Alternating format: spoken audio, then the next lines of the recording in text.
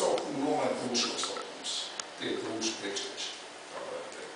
Bet, nu, tas vēlreiz tas baltu būtiskā vietas, dzintara ceļš, nu, kas rietumu baltiem ir ļoti būtisks.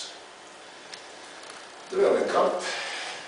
Tā ir viduslaikos pārzīmēta, Ptolemēja karta, pasaules karta. Nu, pasaule, protams, tā ir vidusjūra un drusku tālāk uz ziemeļiem. Nu, jā, tātad tas otrais vecības mūs ēs, tagad Melnās jūras piekrast, zindot labi, tad ir nosaukumi, ļoti daudz nosaukumi, aiz Melnās jūras atrodas milzīgi šī te jūra. Kas ir šī milzīgā jūra? Rāzavas jūra, kas īstenībā ļoti mazāk pēc kartas.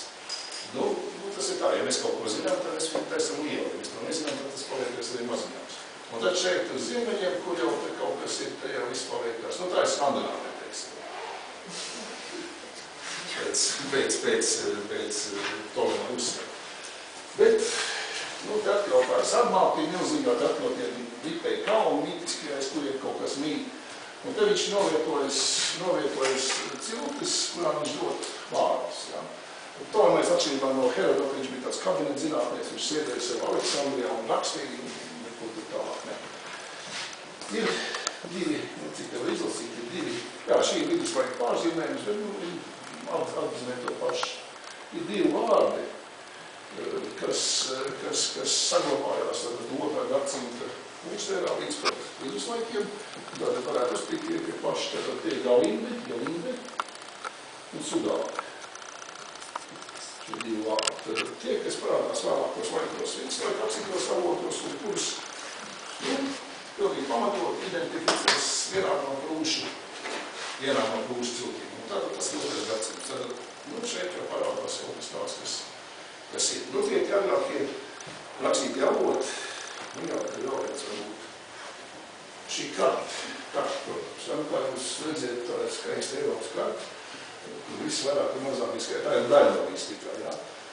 Šeit arī ļoti daudzas diskusijas, kāpēc ar vienu vārdu. Tā 3. gadsimts mūsu ērā, nomiešu karta, kas rāda ziemeļus, nu, tā ir atkal tas ziemeļu kaut kāds mistiskais ūdens, kur viss pazūd. Bet ir viena upe, šī te Fluvius saīsās Celianum. Tad, nu, gribiet tulkot sēdu upe. Kas varētu būt sēļu upe, tikai daudz. Jo sēļi tiešām dzīvoši daudzos savos krastos. Nu, protams, tas tā var būt un tas tā var nebūt. Ja ļoti gribās var teikt, ka tas tā ir. Bet, nu, tad droši arī citas iespējas ļoti daudz. Bet, kā tas visiem agrējiem, tiem rakstītiem avotiem, tad līdz galam nekas nav skaidrs un tās iespējas interpretēt ir ļoti daudz. Esam tikuši līdz mūsu ēras 1.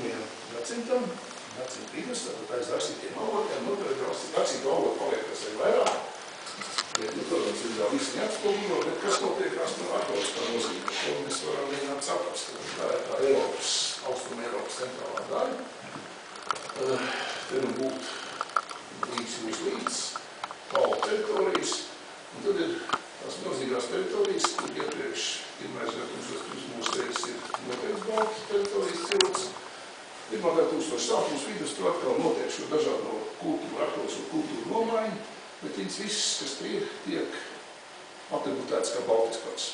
Un ir milzīgais slāvu masīvs, kas jau no mūsu ēras 1.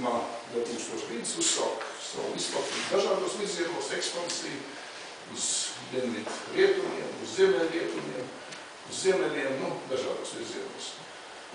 Un tādā veidā sākās šīs te austrumu dezintegrācija, asimilēšana. Tas nav process, kas notiekās tur 10 vai 2 vai 5 laikā, tie ir simtiem gadu.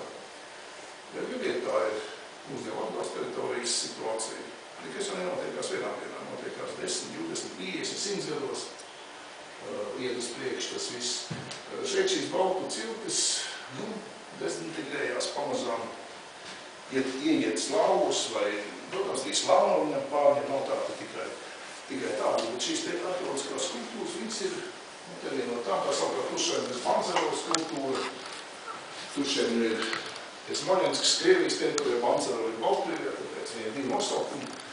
Nu, tādām, neteiksim, ka ļoti bagātām senlietām, diezgan nabadzīgām cilvēki, bet pilskom laiku iet cauri baltiem.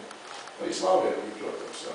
Nu, tātad šīs te austrumu baltu kultūras, kas pamazām tiek asimilētas, vai kas notiekās Rietumbaltu teritorijās, Vidusbaltu teritorijās mūsu ēras sākumā. Nu, tātad, ja šis te milzīgais apgabals pamazām tiek pārslāvots, asimilēts, tad šeit tas kodols ir, divi kodoli varētu iet. Šī katras keramikas kultūra jau runājām, otrais Uskalnīkā kultūras areāls ir kodols. Nu, te Latvijas-Lietuvas robežas nav, protams, viņi var būt citu laiku paraši. Tie ir tādi baltu etnoģenējas, ļoti būtiski pazīmi. Uskalnīkā kultūra, teritorija, apmēram te redz savu teritoriju. Tas ir Latvijas vidusdaļa, zemgala, liela daļa no Lietuvas augšzeme, daļa no vidzemes. Kāpēc Uskalnīkā kultūra? Tad, lai bijušos apglabā, datējās 1. līdz 4. 5. gadsimts. No sākuma izdedzina zemi, atsimētot, kaut kādā veidā viņi sakralizē, bet arī izdedzināt nav nekas slikts. Pēc tam sakrauj akmeņu līņķi, 5, 7, 9 metri caurmērā, apglabā šķirstā pirmo centrālo mirušo, Saimas vecāko, kuru apbēr ar zemi. Pēc tam attiecīgi nākošie mirušie atkal apbēr ar zemi. Nu, pamazām tas Uskalniņš vairs tos akmeņus neredz. Nu, reāli viņš dabā izskatās tāds. Tie akmeņu galvas drusciņo tā riņķa vienā ārā. Nu, pa vidu tie apbedījumi. Nu, viņi diezgan ļoti bagātā stāvvietā, tāpēc mantočiem laupītājiem vienmēr ir bijuši ļoti tīkami. Nu, šis ir neizlaupīts Uskalniņš, baidos pat pateikt, kurā vietā viņš ir. Ir vēl viens Uskalniņš, kas zem ir izlaupīts. Jau agrākos laikos, un tā redz arī mūsdienu rakuma bērns. Tas ir aizpūgāšu bedis, viņš ir pavasarī. Pēc kā spriežat, ka šis ir izlaupīts, un tas nav? Pēc, ka te ir rakuma bedi ar kauliem mētājā sabiedrīgi. Nav nekad citu doma. Nu, tad mūsu sējas 1. gadsimta vidus, otrā puse, arī mūsu teritorijā sāk nodalīties baltu ciltis, kurus jau mēs zinām no vēlāk laika rācītiem augļiem. Ja iepriekš tas, ko es te saucu un rādīju, tas parādīs kaut kā gaisti, kaut kur kāds vēl ir pieminējis, vai krūši, vai vēl kaut kā krūši. Izstāp jums futbola cienītā. Klubs Borussia. Izsaka kaut ko. Ir viens labs vārds klubs Borussia. Ja? Principā tas ir vecais vārds Prusija. Kurā valstī? Vācija. Nu, tātad... Kā saucās vēlreiz? Borussia, ar diviem S. Borussia. Tātad, nu, šī teritorija, 10. gadsimts, kā jau teicu, šeit, nu, tātad te tas, ka te tās, nu, sēļi ir Latgāļu kultūras, un šajās teritorijās mēs 11. 12. 13. gadsimtā rakstīti avoti parādi, kas tur dzīvo. Līdz ar to nākot atpakaļ, var pateikt, ka šīs kultūras pieder tieši šim te. Tad 1. gadsimta vidū sāk nodalīties, var nodalīt, nu, šīs te dažādās baltu ciltis, kāds viņas ir. Latvijas Lietuvas robeža, kā redzēt, neko nenozīmē. Sēļi, zemgale, kurš ir ārpus robežām, Latgāļi, nu, tā, protams, tās robežas arī tā nosacīti. Uz ziemeļiem ir Ioni, Somogļi, kur zemes ziemeļdaļa, arī Rietumdaļa, neiezīmies, arī tas ir somogliskais. Nu, un tad ir Austrumbalta, par kuriem es jau teicu, tie likteņi, Rūšu teritorija, Japnīgi. Par Japnīgiem laikam būs daži vārdi jāsastāst vēl. Nu, no sākuma par, es jums neaizstāstu, un neizstāstu par daudz.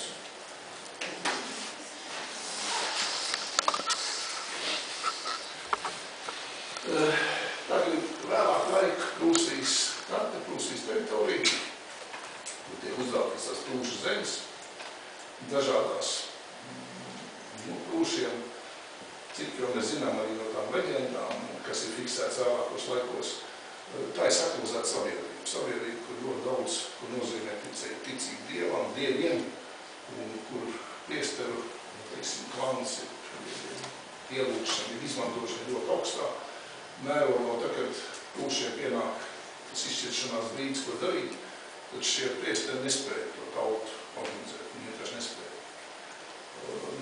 Teiksim, tas, ko vācieši pat arī brīnās, prūšu dāmām nav problēmas izdarīt pašnāvību, ja vīrs ir kritis. Jo viņi, protams, zina, ka viņš turpat dzīvo un ja viņš šaukt ar savu vīru nevar satikt, kāpēc man par viņu jāiztikt, ja tas tā izdarāms. Kas atkārdot atšķirīgi no tā mūsu dzīves uzskatās, kas ir kas cilvēku, teiksim, upurēšana vai pasupurēšanās.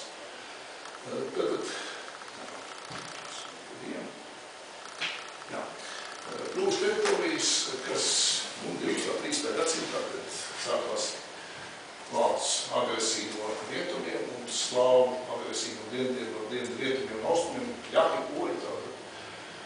Tie visi ir pāri Jatvingu teritorijai. Jatvingi ir viena no tām visnoslēpumainākajām baltu tautām, kas nav izdzīvojuši līdz rakstītiem valodiem, tā nav. Bet par viņiem ļoti maz ko zināms. Un tad ir viena tāds pavisam dīvains stāsts par atkal sabiedrīšanās. 80. gados, tur šajā rajonā dzīvoja viens puisis, nesenos laikos viens 18-17 gadus puisis, tad uzbrīd tur kaut kāds vecs lietas, lasīt ramstīt kaut kādām vecām mājām, tur Baltkrievijas teritorijā. Un reiz viņš kaut kādās mājās, pamestās acīs, kas neatcerās, dabū kaut kādu lūkšanu grāmatu. Poļu valodā. Lūkšana grāmatiņa kāda būt. 19. gadsimta lūkšana grāmatiņas beigās ir iesiets klāt kāds 7-8 lapas ar tekstu, kas ir vārnīca. Vārnīca no poļu valodas uz kaut kādu nesaprotam valodu. Puisis 18 gados zinātkārs, lai tās izglītības gados nekāds nav vidusskola, viņš mēģina tos vārdus atrast un lasīt. Nekas viņam neiznāk īsti nesaprot, bet domāju, viņš varētu tos vārdus lasīt ikdienā, kādu dienu skolēdams, viņš ņem to vārdīgs un lūkīgi pārvest kā piezīmām, tā kā sākās. Kā padomu puikam iesauc armijā 18 vecumā, 2 gadu, kur viņš nolauž. Pēc tam viņš atgriežās atpakaļ mājās, vecāki izdomājuši, ka tur puikam tāds mērs lasīt, nekādas vecības nav, to visu kolekciju izsveduši ārā. Pēc tam viņš iestājās augstskolā, un kaut kur 70. gadu beigās ar savu vārnīci, kas ir pārrakstīta viņa piezīme grāmatiņā, nonāk līdz lietuviešu valodniekam, un tad viņa konstatē, ka Jatvingu valoda, tā lielākā Jatvingu valodas vārnīca, kaut kur pār 200 vārnīcām. Tas ir vienīgais no Jatvingu valodas, kas ir saglabājies. Ja prūšiem ir kaut kur 2000 vārdu saglabājies. Mēs nevaram prūšu valodu atjaunot. Mēģinīgi mūsdienās atjaunot, bet cik valodai vajag vārdus, lai funkcionētu? 5000 apmēram minimālais. Mammas gribēja tēst, tavs iet ātri un kaut kas tāds. Ja grib kaut ko drusku vairāk, tad vajag 10-12 tūkstoši. Normālai valodas funkcionēšana vajag apmēram 20 tūkstoši vārdu. Miljoni lepojās, ka viņi ir mazākā pasaules valoda, cilvēki nesēziņā, kuri nodrošināt visas valodas funkcijas, zinātniskā un tā tālāk. Mēs jau no tā neatpaliek. Kā to valodu sauc? Jatvingu.